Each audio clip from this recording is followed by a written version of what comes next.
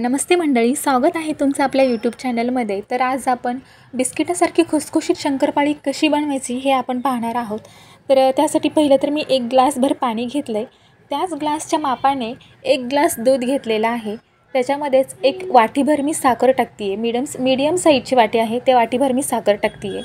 त्याचबरोबर जी इलायची आहे ती इलायची सोलून थोडीशी वाटून घेतली आहे आणि ती याच्यामध्ये मी टाकणार आहे। आता इलायचीने शंकरपाळीला खूप चांगला फ्लेवर येतो।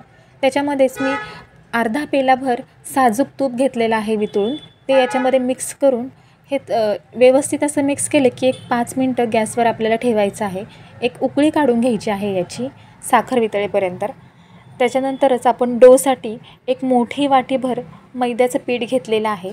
त्याच्याच अर्ध्या प्रमाणामध्ये 1 बारीक रवा घेतलेला आहे, छोटी वाटी। याच्यामध्ये थोडंसं मीठ टाकलं आणि जे बनवलेलं मिश्रण आहे ते थोडं थोडं टाकून घट्ट असा पिठाचा गोळा मळून घेतलेला आहे। हे 10 मिनिटासाठी रेस्ट करायला ठेवायचं आणि त्यानंतर आपल्याला त्याची पोळी लाटून घ्यायची आहे। पोळी ही जाडसरच लाटायची आहे, त्याने आपली शंकरपाळी छान बनते। जाडसर पोळी लाटली की त्याला आपण शंकरपाळीचा आकार चौकोनी त्रिकोणी कसाही देऊ शकता। तर हे मी चाकूनीच कट करते आहे। आपण शंकरपाळीचं जे कटर आहे त्यानेही कट करू शकतो। त्यानंतर हे बारीक गॅस करून आपल्याला व्यवस्थित असे तळून घ्यायचे आहेत। बारीक गॅसवरच तळायचं आहे, तरच आपली शंकरपाळी खुसखुशीत होते। आणि पाहू शकता की मस्त आपल्या अशा शंकरपाळ्या रेडी आहेत।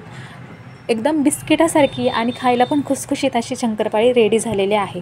व्हिडिओ आवडला तर लाईक करा, कमेंट करा, आपल्या चॅनलला सबस्क्राईब करा। खावा पिवा मजेत राहा।